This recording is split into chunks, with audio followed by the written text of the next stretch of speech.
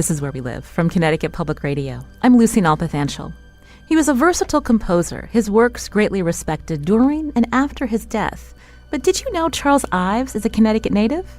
Today we learn more about him, his birthplace, now part of the Danbury Museum and Historical Society. The executive director of the museum will join us coming up to talk about the Ives family and their contributions to the Hat City. We'll also talk to Robert Carl, a composer who teaches at the University of Hartford's Hart School, about Ives' influence on his music, including an opera project. First, I want to welcome to our show Neely Bruce, the John Spencer Camp Professor of Music at Wesleyan University in Middletown, also composer, conductor, pianist, scholar of American music. So nice to meet you today, Neely. Same here, Lucy. I've admired your show for years. Well, thank you. So underneath us, we heard Ives' The Unanswered Question. When you hear that, what comes to mind? I saw that you were starting to almost conduct in a way. Well, I have so many memories of this piece, and I did actually conduct the woodwind part. This is a spatial piece. There's a group of strings that you heard at the beginning, and then there's a solo trumpet, which is about to come in before when we started talking. And then there is a third group, which consists of either of 4 flutes or 2 flutes, 1 oboe, and 1 clarinet. And that requires a separate conductor because they play in the tempo of the strings, but then they play faster than the strings, and then they play even faster than the strings. So with the different tempos, you need a second conductor. And I've been in that role several times in the Netherlands, never in the United States. We're going to be talking more about how Charles Ives composed, again, very many different styles. But I'm curious, when you were first introduced to his music, how old were you? I was, I believe, 14 years old. I know exactly what the occasion was. I was very interested in living composers and recent music, and I was in high school at Indian Springs School, which is just south of Birmingham, Alabama, and I spent a lot of time in the public library at Birmingham. And there were 2 recordings. One was the original John Kirkpatrick recording of the Concord Sonata, which totally baffled me. I had no idea what this piece was about. I had heard pieces by Schoenberg. I'd heard pieces by Stravinsky. I'd heard lots of pieces by Bartók. I understood these guys. They spoke to me directly. Ives did not. But he was intriguing enough for me to listen to something else, which was the first recording of Ives songs by Helen Boatwright and the aforementioned John Kirkpatrick. And that I understood immediately. I will never forget that recording. Do you think that that's often the reaction of many people who are exposed to classical music in some way when they first hear Charles Ives, his style? Is it striking to them? Yes, indeed, especially since I understood Schoenberg and Stravinsky immediately. It takes a while to get into Ives, and as far as the Concord Sonata is concerned, it took me a long time to get into that. Now I think it's one of the greatest things anybody ever wrote. But I got into the songs much earlier. So tell us more. So I have to say, I hope I get a pass because I'm not from Connecticut. I had no idea Charles Ives was born and raised in Danbury. Tell us about him. Well, he's a fantastic guy. He was born in Danbury in 1874, and his father was a remarkable musician. He was a bandmaster in the Civil War when he was a teenage boy. And he led a band that General Grant, or later President Grant, said was the best Army band that we had. By all accounts, he was a remarkable bandmaster during the war, and he came back home to Danbury and decided that Danbury needed more music. And he did a lot of things. He organized a band. He was a cornet player. He played for all kinds of public functions. He went to New York frequently to concerts. As Charlie got old enough, he took him with him to hear the New York Philharmonic, lots of things. He was a very, very active force. He was one of the leading people in Danbury, and he even tried to make a career as a professional musician. He started teaching Charlie very early on. He had him do lots of experiments. He had him play the piano in one key and sing in another key. And he also made Charlie's brother Moss do the same thing. He liked to experiment with pitches. He built some sort of a thing that would play quarter tones. He tried to imitate the sounds of bells through a thunderstorm on the piano, and he realized he couldn't do it. That's how he got interested in microtonality. He made Charlie listen to the sound of his cornet over a pond, which is, we know what pond it was. It was a pond in the cemetery in Danbury, where he and his son are buried, and all the other Iveses too. It was a very interesting childhood filled with lots of music. Charlie took piano lessons and drum lessons as a boy, but his father realized that he needed more expert attention, so he eventually had him studying organ with no less than Dudley Buck, who is the most famous concert organist in the United States at the time. Buck had lived in Hartford and also in New York City, so I'm not sure where Charlie went for his lessons, but I suspect it was Hartford. But anyway, he was a virtuoso organist by the time he was in his teens, and he became the youngest employed church musician in the state of Connecticut at the age of 14. So George Ives, the father, known as an experimenter, so that would then be something that shaped how Charles Ives experimented with music. So he became was he an organ prodigy, would you say? He was an organ prodigy, and he became a great virtuoso. He could play just about anything on the organ. And, of course, there's this famous piece of his that he wrote sometime in his teens and premiered when he was 17 years old, which is the Variations on America. Well, that's no trivial piece. Well, I pointed to our producer because you're talking about Variations on America. Yes. This is actually a favorite of producer Lydia Brown's, and you'd mentioned he composed this as a teenager. Let's listen to a bit of it. This is a performance by organist E. Power Biggs.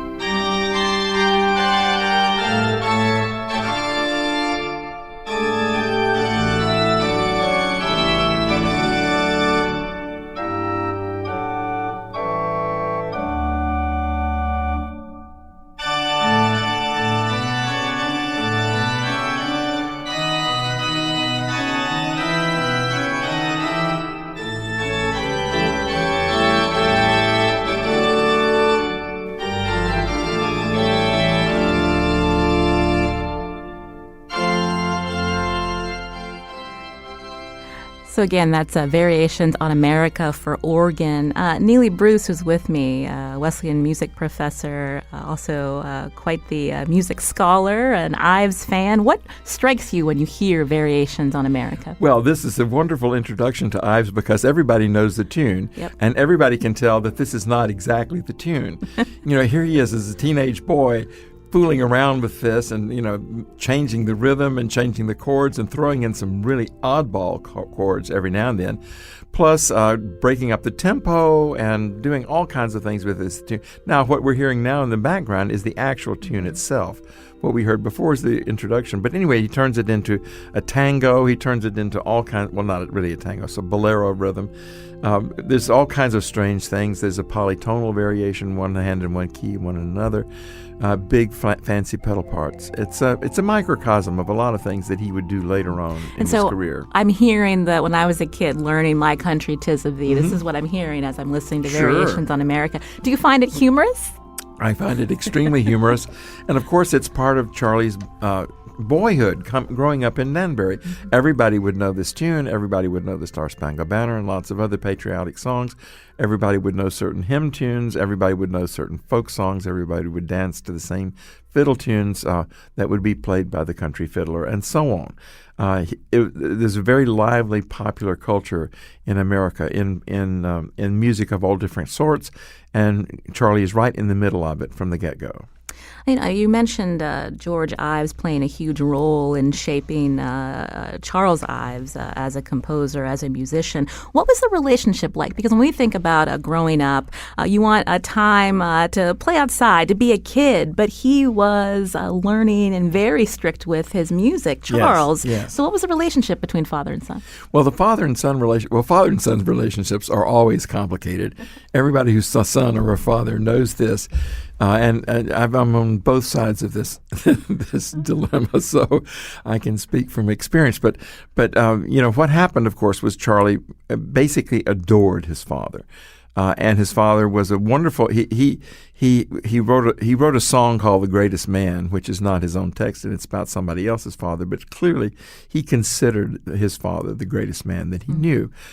His father died. At a certain point, it becomes inevitable that you have tensions with your father, and this started to happen. And unfortunately, it happened right when Charles was ready to go into college and when he was a freshman in college, and that's when his father died.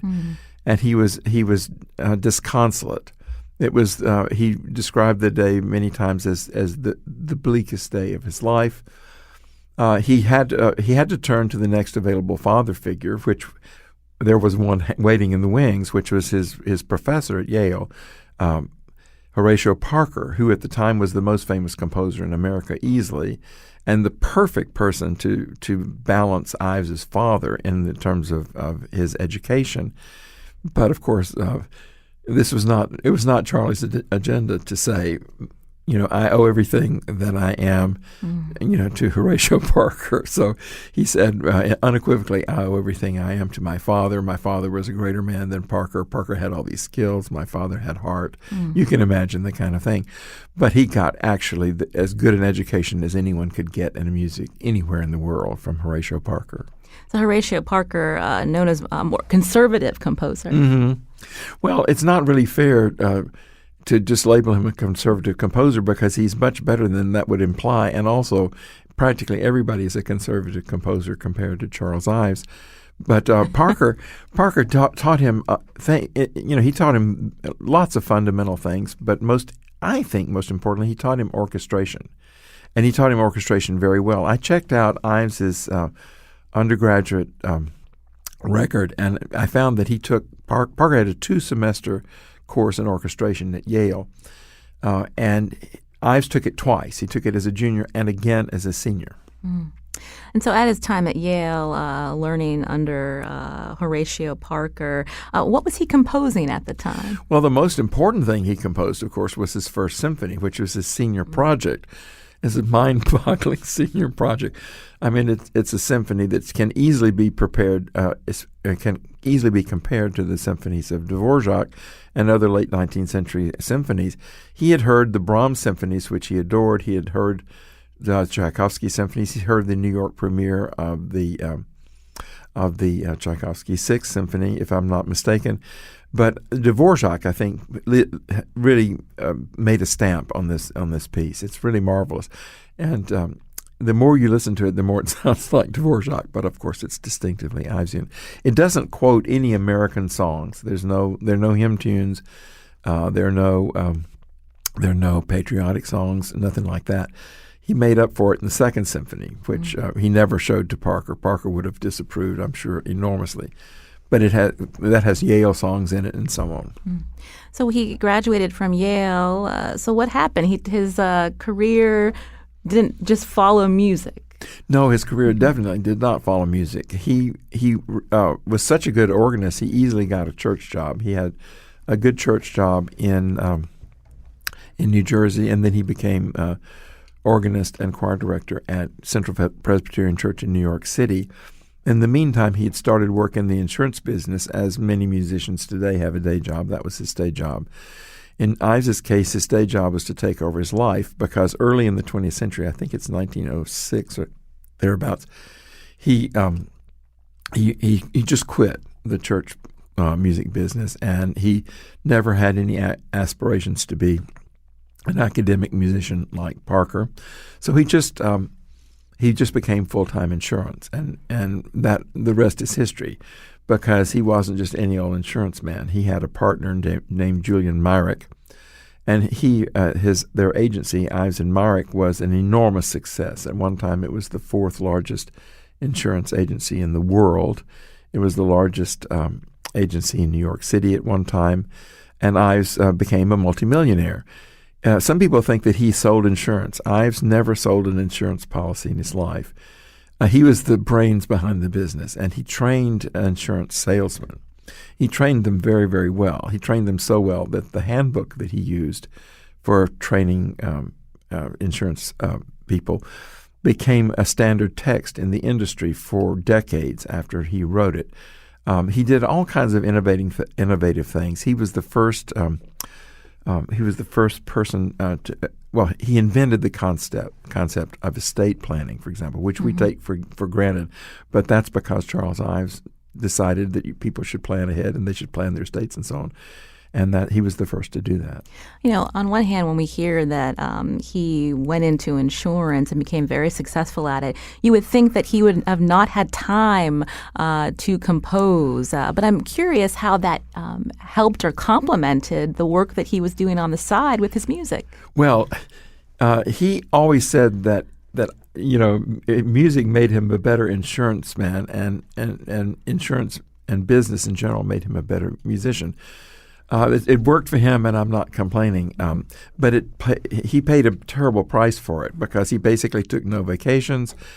He would come home and just compose, and then he would get up in the morning and go back to the office, and then he would come home and compose. And sometimes he was sketching pieces of music at his office, and one thing and another. And he basically worked himself into a frenzy, and had all kinds of health problems as a result.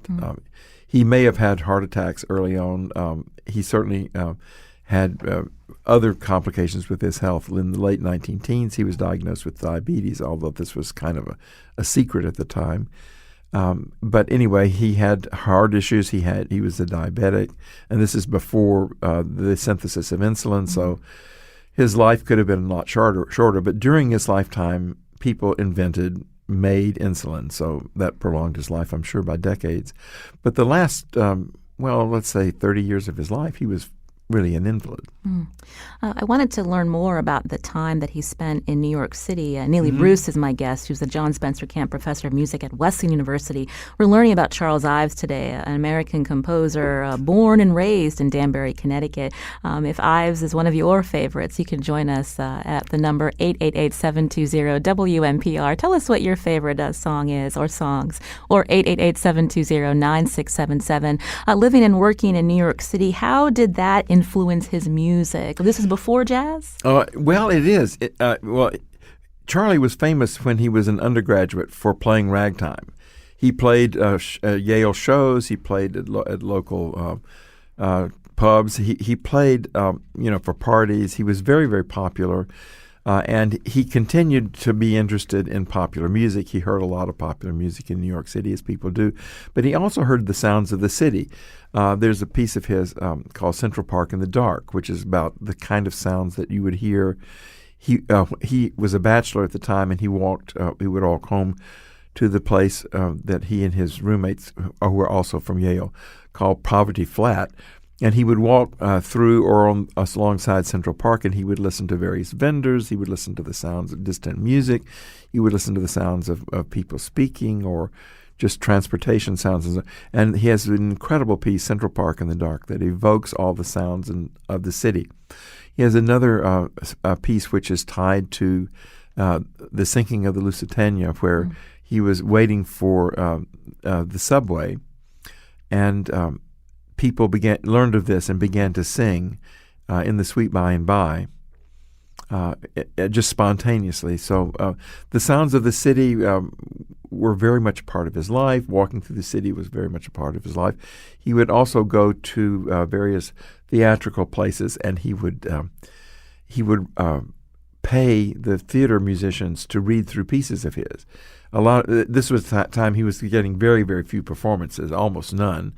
Until he had basically stopped composing, he didn't get very many performances. But he would pay people to read through things so he could check how they sounded and make small revisions and so on. So he's very much a part of the city life, and it shows up in the music in many ways. I wanted to play another composition for our listeners. This is actually titled The New River. Can you talk about this and how he was able to convey a lot in such a short period of time? Well, this is an amazing piece about the way civilization infringes on nature. It's an ecological protest piece, if you like. This is a performance by David Barron and myself. In 2009, I did a big performance at Wesleyan of all of the Ives songs, It was in a weekend. We had 6 performances, 202 pieces of music. It was quite an event. David was the baritone who sang all those songs. Gary Harger sang all the tenor songs. Elizabeth Saunders sang all the mezzo-soprano songs. And Johanna Arnold sang all of the soprano songs. And I did all the accompaniments with assistance of other instruments as needed, violin and so on. I'm the only pianist, by the way, to have played all this music. And in the Ives Vocal Marathon, we did world premieres of unpublished pieces. But anyway, David and I went in the recording studio afterwards, and we did The New River, among many other songs. The New River is basically a ragtime piece about how the beautiful river is being destroyed by technology and the advances of, quote, civilization, unquote. So let's hear it. This is New River from your recording with baritone David Barron.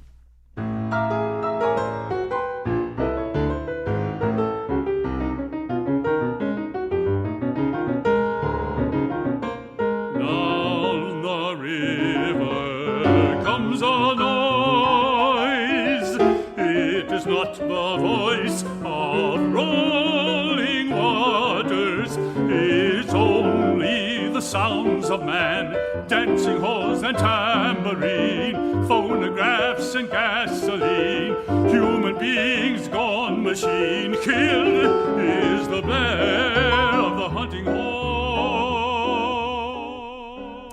That's The New River. We're learning more about the composer, Charles Ives, a Danbury, Connecticut native. My guest today, Neely Bruce, who's in studio with me, the John Spencer Camp Professor of Music at Wesleyan University in Middletown, Connecticut. Also, Neely, composer, conductor, pianist, scholar of American music. We're going to talk more about Ives. We want to hear if you're an Ives fan. You can join us, 888-720-WMPR or 888-720-9677. Coming up right after the break, we're going to learn more about Danbury and what the city's doing to remember the legacy of Charles Ives. It is not the voice of rolling waters. This is Where We Live from Connecticut Public Radio. I'm Lucy Nalpathanchel. We're learning more about the life and legacy of American composer Charles Ives, who was born in Danbury, Connecticut. Is there a particular Ives piece that you love? Do you describe yourself as an Ivesian? You can join our conversation, 888-720-WMPR. That's 888-720-9677. Or find us on Facebook and Twitter at Where We Live. In studio with me, it's my pleasure today to speak to Neely Bruce, who's a John Spencer Camp Professor of Music at Wesleyan University in Middletown, Connecticut. Also an Ivesian, is that correct? Absolutely.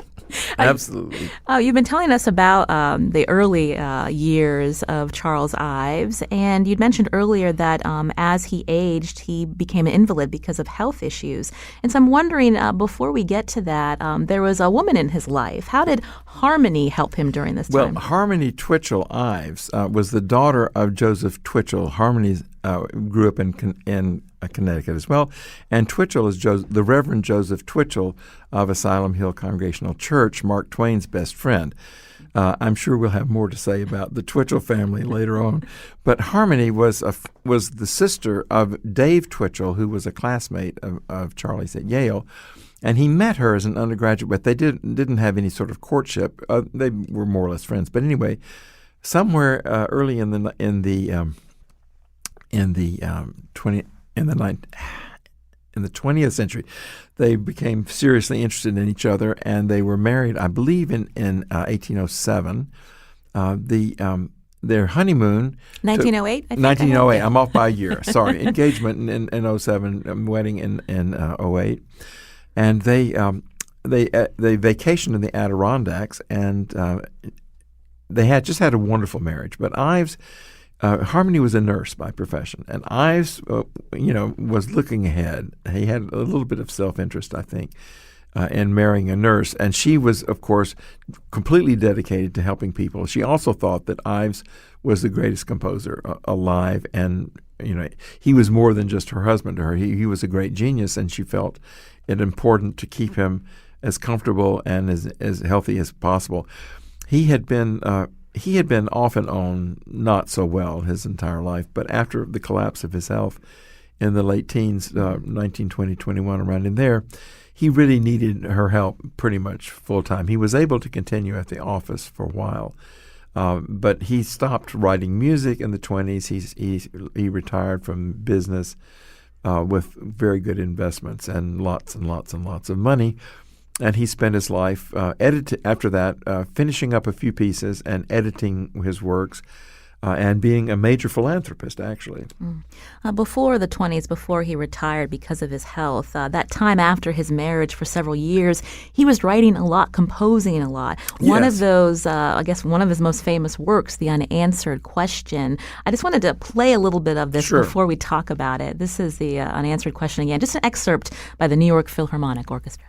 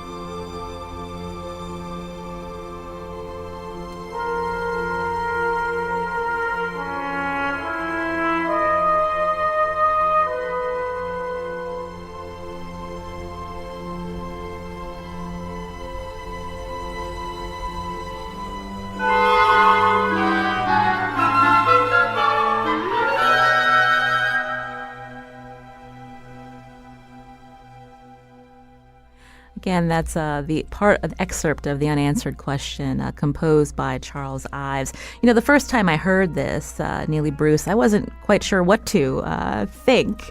It reminded me of something from like a science fiction movie. What's going on here? Well, that's a very interesting comparison. It is kind of a science fiction movie in a way.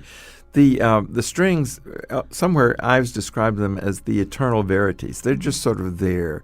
It's like the sounds of nature. They're beautiful, they're comforting, and so on, but then some very disturbing things come in.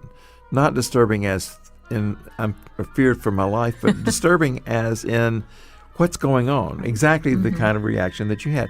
There is this question in the trumpet. And then there are the wind answers.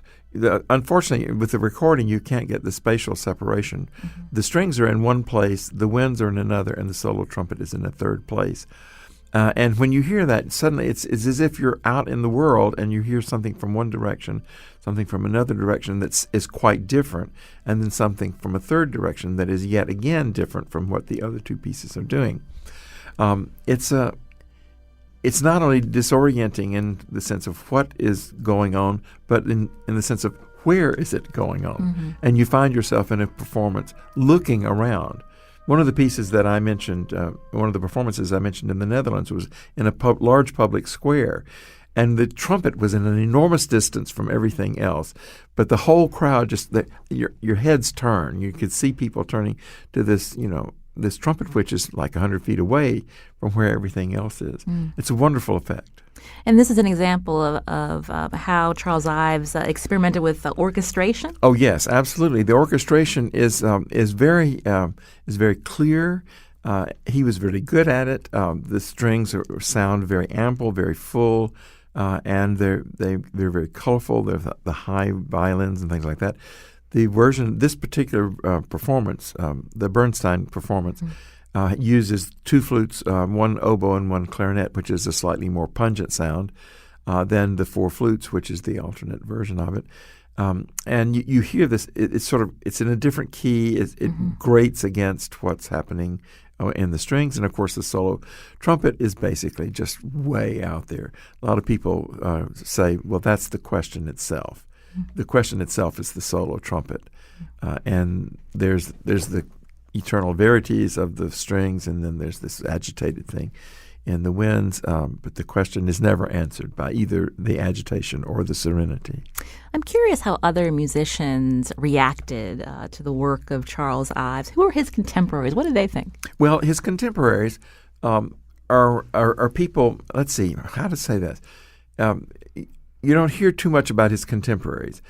Arthur Farwell, for example, is a contemporary of his who had a similar neglected career. There were Charles Wakefield Cadman was one of his contemporaries who wrote From the Land of Sky Blue Waters. Well, that's completely different. That was a Pabst beer commercial back in the day, if I remember the brand right anyway, beer commercial.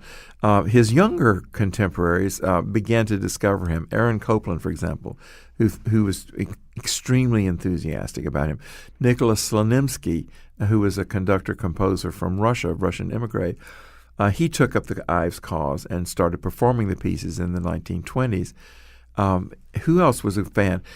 In Parker's generation, actually, one of his fans, who didn't advance his career or anything, was George Wakefield Cadman. I don't mean Cadman.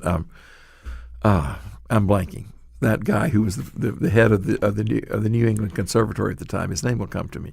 But anyway, he said to Parker, he heard one of Ives' songs when he was an undergraduate. He said, "That's as good a song as you could write, Horatio." So he had his supporters from the beginning, but he had a lot of people who were detractors and thought he was crazy.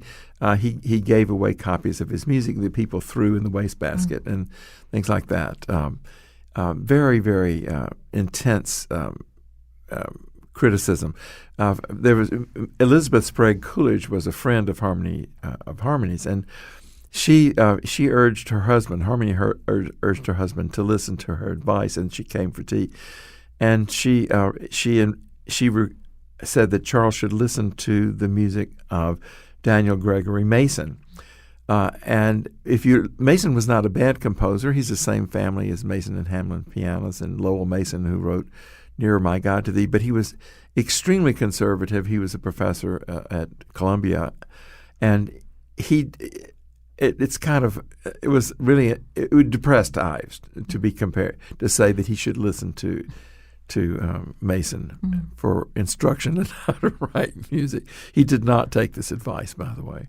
This is Where We Live. We're learning about American composer Charles Ives, who was born and raised in Danbury, Connecticut. My in-studio guest, Neely Bruce, the John Spencer Camp Professor of Music at Wesleyan University in Middletown. We wanted to learn more about the Ives influence in Danbury. Again, his childhood home, now part of the Danbury Museum and Historical Society. Joining us now by phone is Bridget Girton, who's the executive director of the Danbury Museum and Historical Society, also city historian there. Bridget, welcome to the show. Thank you so much for having me on. It's always a pleasure to talk Ives. So tell us about his birthplace. Where is it exactly? So Danbury is on the border with New York State. We're in the southern part of the state, just the top part of Fairfield County. And when Ives was growing up, Danbury was full of sights and sounds and smells related to our hatting industry. And he took those sights and sounds and smells and the immigrant culture and our love of baseball locally and nationally, and he just turned all of that into amazing music. So the Ives Danbury is the foundation of the Danbury that we have today. And although Danbury is easily much more populous by several tens of thousands than it was during the time that Charlie was growing up in town, you can still find the remnants of the Ives past and the foundation he laid for a very musical community. So I understand the house that he was born in was moved several times. Where is that located now, and who's responsible for rehabilitating it? So it's a community effort, but the Ives house has been moved 3 times, and now it currently lives at 5 Mountainville Avenue in Danbury. It is on city-owned property, and the building is part of the collection of the Danbury Museum, which we are thrilled about. It's such a significant piece. And we renovated and restored pieces of the Ives house in the early 90s, but it was looking a little worse for wear, and we knew we needed to do sort of a rehabilitation of the exhibit itself to tell Ives' narrative story in a new context. And so 5 years ago, the museum embarked on a journey with the state and the city and local donors to rehabilitate the exterior of the house. And now, thanks to very generous local donor, Savings Bank of Danbury, we are going to be able to finish our rehabilitation project and open the house to visitors again in the spring of 2020. Well, that's wonderful news. I had said Thank you. We're really earlier, excited. I had said earlier, Bridget, that I didn't realize Charles Ives was from Danbury. So now I need to check out that house that's being rehabilitated. Thank you so much, Bridget Girton, for joining us. And I would like to take a field trip. Maybe the Where We Live team will come down once the house opens. I mentioned Neely Bruce is my in-studio guest. I wanted to play the third movement of Charles Ives's Three Places in New England, because I wanted to hear more about how he incorporated his upbringing, the sounds that he heard into his compositions. Well, this is such an amazing piece. First, I'd like to congratulate Bridget and the people of Danbury for restoring the house.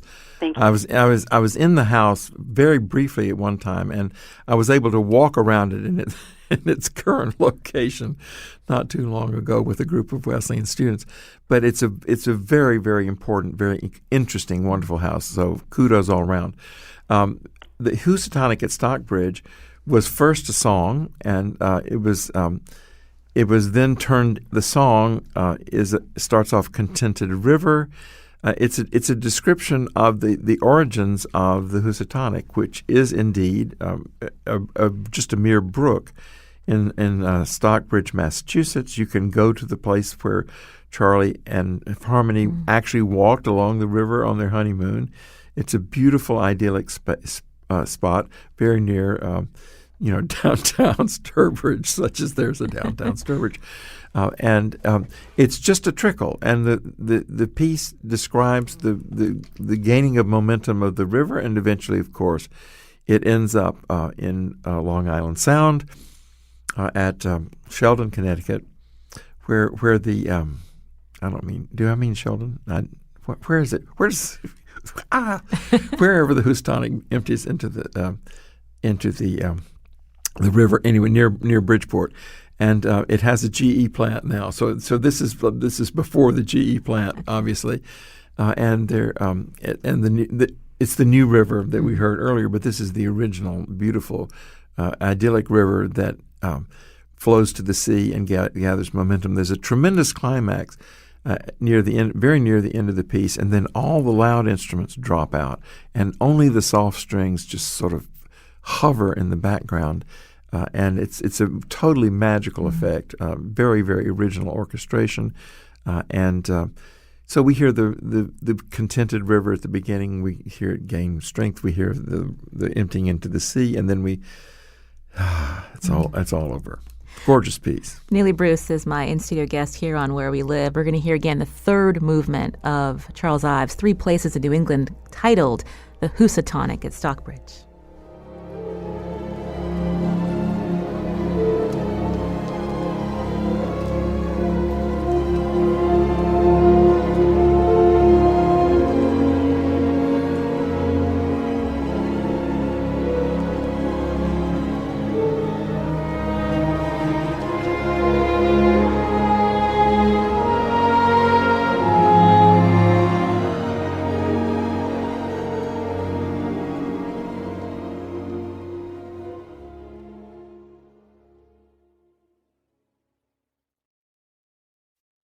This is Where We Live from Connecticut Public Radio. I'm Lucy Nalpathanchel. Are you a fan of American composer Charles Ives? He was born and raised in Danbury, Connecticut. You can join our conversation. Find us on Facebook and Twitter at Where We Live. Milton's actually calling in from Niantic. Milton, go ahead. Hi. I find it amazingly ironic that while I was on the phone with your producer, you started talking about the Housatonic at West Stockbridge, which was basically what I was calling about. To me, that's always been the most special piece of American music.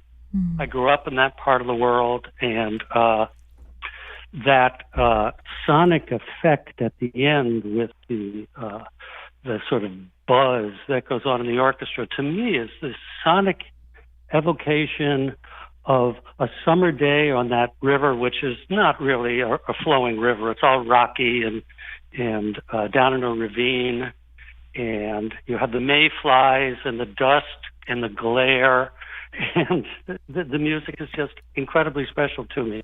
It gives me this sort of full body effect that only the Strauss four last songs can achieve. Well, Milton, thank you. That was a lovely description of the third movement. Thank you for giving us a call. What do you think, Neely Bruce, Milton's description? I'm with you, Milton, all the way. It's a gorgeous piece. I appreciate the reference to the insects. Right. I wanted to bring in another composer who's been influenced by Charles Ives. Robert Carl's joining in, chair of the composition program and professor of composition and theory at the University of Hartford's Hart School. Robert, are you there? I am. Thanks so much for joining us today. What did Charles Ives mean to you? Well, in some ways, Ives, I think, was what made me a composer, because I did come to college at Yale. I was not really, at that point, a musician, though I had a great interest in music, and I remained a history major the whole time I was there, but I happened to be there at the time of the Charles Ives Centennial, and Yale went all out and played lots and lots of his music live that I heard, and I think that somehow kick-started me. It gave a permission, and I started writing, and I'm very glad that it was Ives, because he is, in a way, an ultimate permission giver. What is it about his approach that appealed to you, or the music that you're hearing at times? Well, I was thinking about this, actually, in the conversation yesterday with your producer. I think I said, I think the thing about Ives is that you have this amazing connection of imagination and invention. Ives, had an incredibly fertile imagination.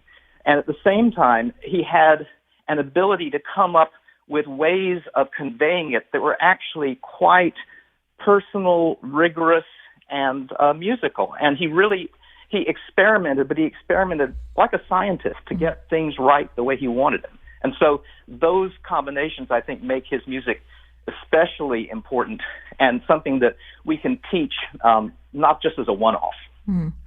I understand that you have an opera that's inspired by Charles Ives' life. Tell us about it. Okay, and I will emphasize that this whole show is about Charles and not about me, but there is a project that is coming to fruition that will be performed next summer up at a vocal music institute that does an opera program and a series in the summer called the Siegel Music Colony. The opera is called Harmony, and it is a evocation of the time of Charles's and Harmony's engagement. But the key sort of dramatic point is that historically there was a meeting between Charles Ives and Mark Twain. It actually happened in Hartford in the Twain House. Harmony was the goddaughter of the Reverend Joseph Twitchell, who was the leading preacher of Hartford. But Twitchell was also the best friend of Mark Twain.